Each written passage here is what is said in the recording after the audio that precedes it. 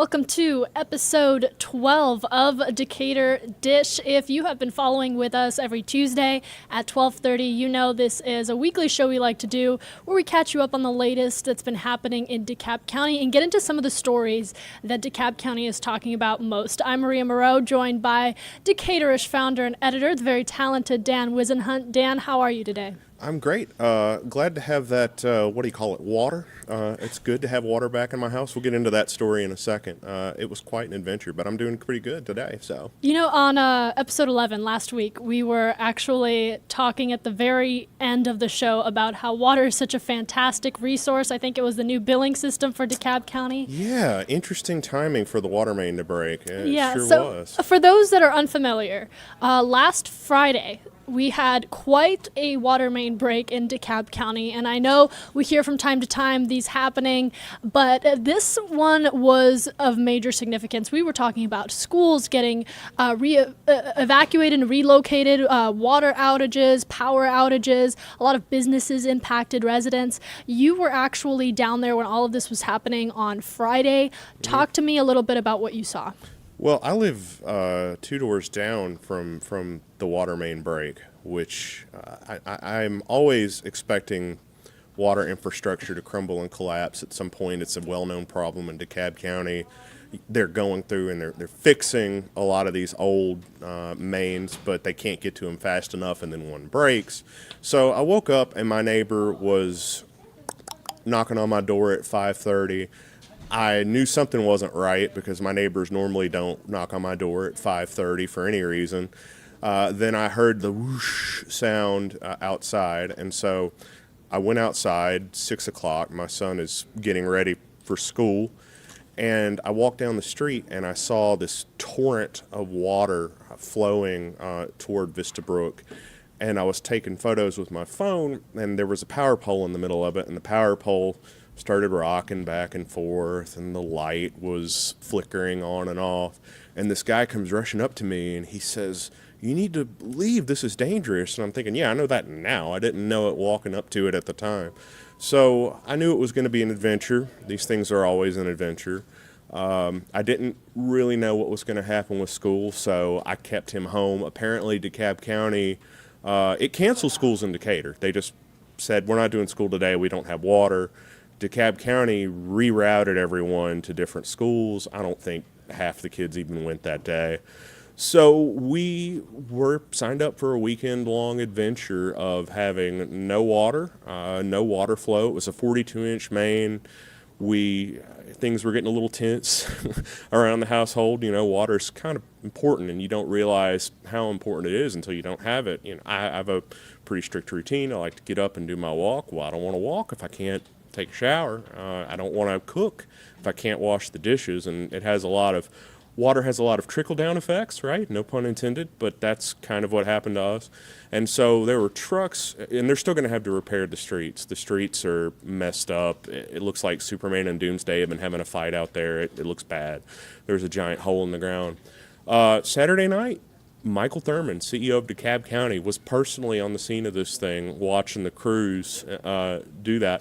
And it was kind of interesting because I grabbed my son and I said, "Come here, I want you to meet somebody." And so I never miss an opportunity to give him an impromptu lesson about how government works. And Mike Thurman sat there and, to my 9-year-old son, sat there and explained how civic infrastructure worked for about 15 minutes. So he got a surprise field trip and he didn't even know it.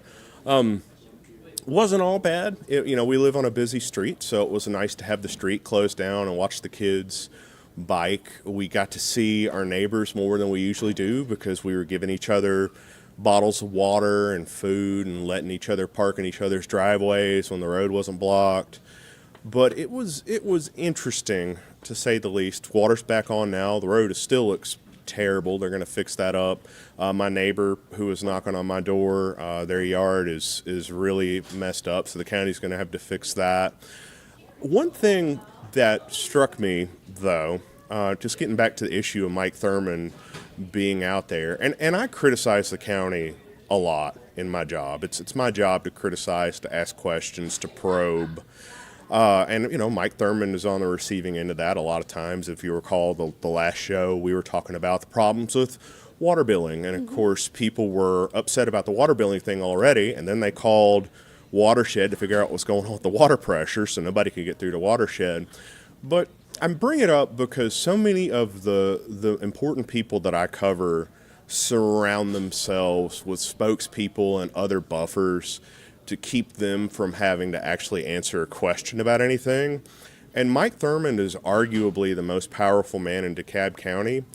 And you can walk right up to the man and ask him a question, and he'll answer the question. And I know that seems like a small thing to maybe the viewers, but from a press perspective, when we're so used to having everything micromanaged to the nth degree about communications, there is something refreshing about being able to walk up to the most powerful person in your government and ask him a question and get an answer right then. So that was pretty cool. I kind of wish more local officials would take a cue from Mike Thurmond on that. I think it's good to be able to have access to important people and be able to ask them direct questions.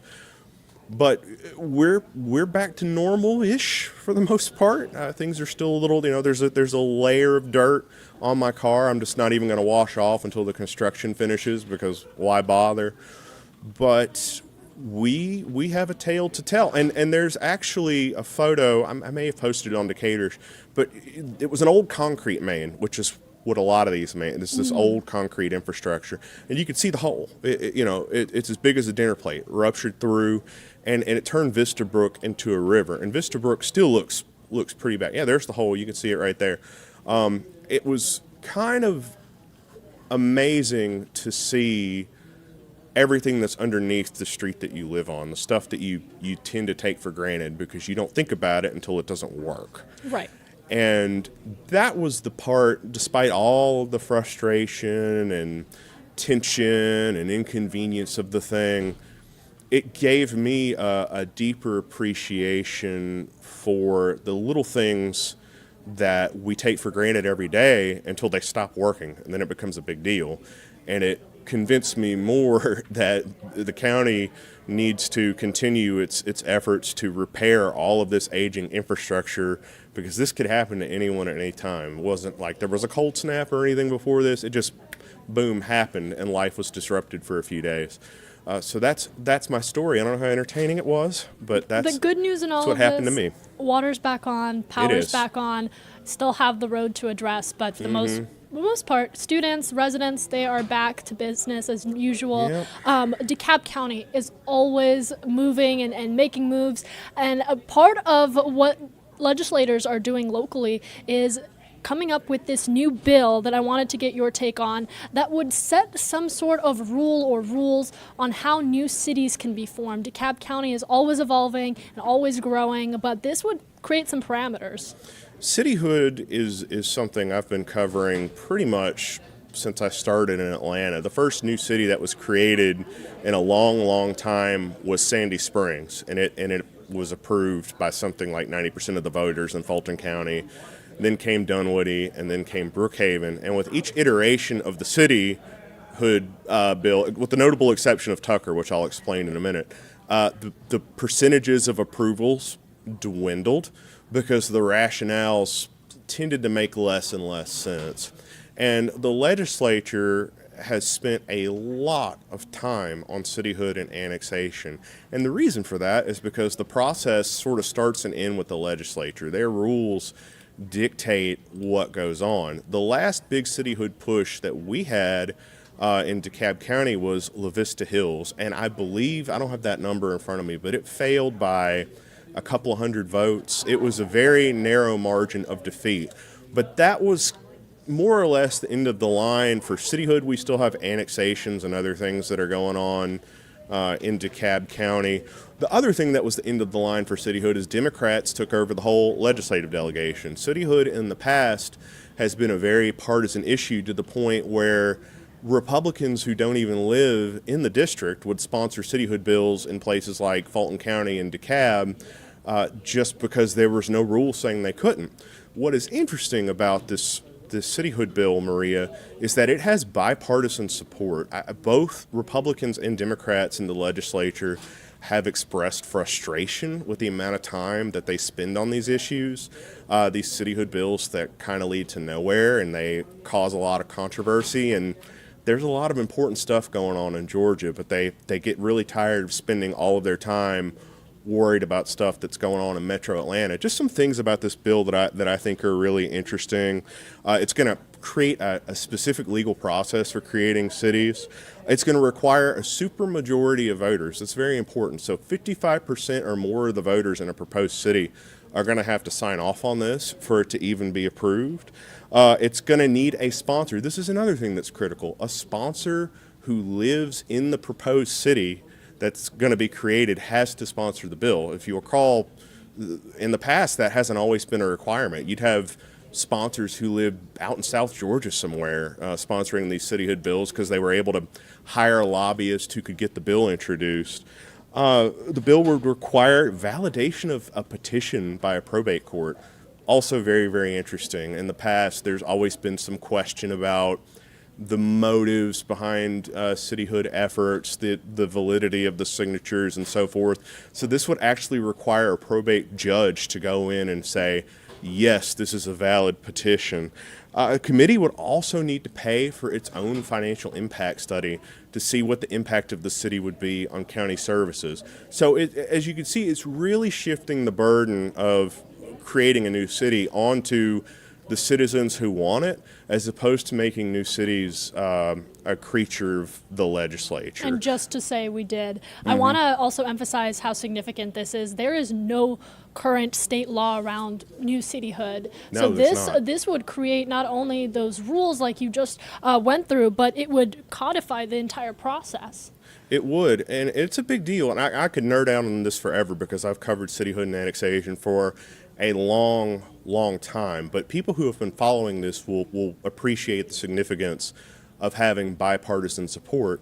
And I think the reason it has bipartisan support is now we're starting to see situations where, the country club just wants its own city. They want their own police force. And they're going to take all the good stuff with them and leave the remaining parts of the city with all the debt that was incurred when the city was formed. So now it's starting to affect cities and communities outside of Atlanta, and I think there's a realization that it doesn't need to be a political thing. It needs to be a process where people that live in a community who have a sense of identity with, Tucker's a good example of this. Tucker passed with 90%, and mainly because people thought Tucker was already a city. It's been a historically designated community for a long time. There are instances where cities absolutely make sense, and then there are instances where it feels like more of a cash grab than anything else. So putting these rules in place will kind of help sort that out a little bit and make it more of a grassroots process on behalf of citizens. But again, can't emphasize enough, the bipartisan support for this is huge. It's a shift in how these issues are perceived and viewed within the legislature. I want to jump ahead to a topic that we have been talking about for quite some time, warning drivers about especially, and that is surrounding North Druid Hills Bridge. Now, before we get into a lot of these, just for my drivers, for those of you that use this bridge, you are going to want to pay attention. There are some major changes in store for that bridge that crosses North Fork Peachtree Creek, a very populated area. I do want to start off by sending it out to our meteorologist, Rodney Harris, just with a look at what you can expect currently and in the month ahead. Harris, some changes are coming to North Druid Hills Road in DeKalb County, specifically between Buford Highway and I-85. They're going to start to do some work on the bridge here, and as a result of that, your traffic will be impacted starting Monday. So this will happen in 2 phases, and as of Monday night, as they start to get the equipment in this area, they're going to start shutting down some of the lanes on North Druid Hills Road, again, between Buford Highway and I-85. Now, this impact will be minor because even though they'll shut down some of these lanes, you'll still be able to get by, and this work will be happening during the overnight hours. This is phase 1 starting Monday. Now, eventually, once they have the equipment ready to go, they will shut down all of North Druid Hills Road between Buford Highway and I-85. And at that point, you will obviously need an alternate route. Your best alternate route, once they completely shut it down, will be Claremont Road. And we're told that this shutdown, once it starts, will happen for like 3 months. So that will be a big deal. We don't know exactly where they're going to shut down all of North Druid Hills Road. Of course, we'll let you know. But at least we wanted to make sure that you were aware that some of these lanes will be impacted starting Monday. And of course, we'll keep you up to date in real time on these closures in the Atlanta News First app.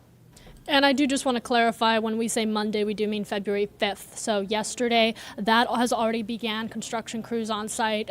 Some of those impacts are already starting to trickle in, and we're going to expect to see that then more in the daytime within the next couple weeks to the next month, right? Mm-hmm. GDOT, Georgia Department of Transportation, has done a lot of proactive communication at around this issue.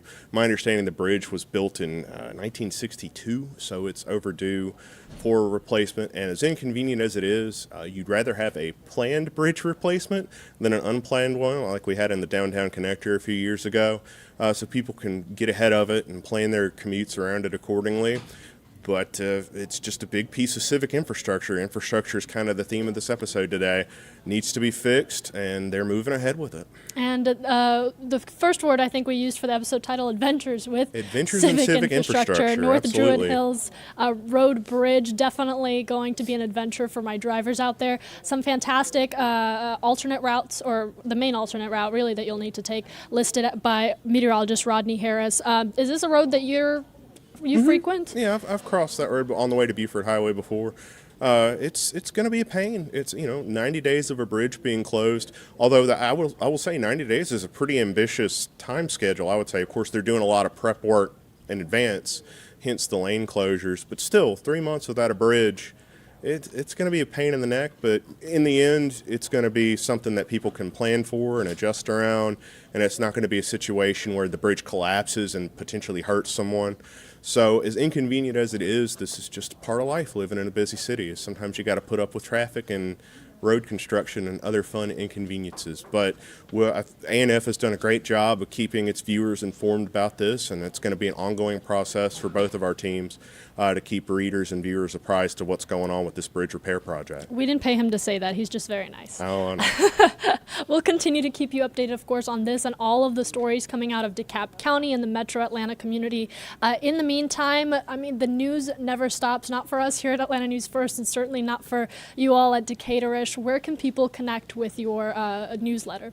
You can go to locallysourcednews.com to sign up for our newsletter. You'll get the daily email. You get the Friday email and the events email that goes out on Monday. Decaturish.com is the main website. Supportyourlocalnews.com is where you can pay to support the work that we do if you appreciate what we do. Free news is not cheap. And another great way to support us is downloading the Atlanta News First app. It's a great way to support us by supporting our media partners at Atlanta News First. You get access to this show and all the other great content that A&F produces. And with that, we will catch you next Tuesday at this exact same time at 12:30 p.m. If you're catching this on YouTube Live, let us know what you think. Click on that link so you can find more DeKalb County stories, including the ones we just mentioned. And, of course, keep it right here on Atlanta News First Plus. We'll catch you later.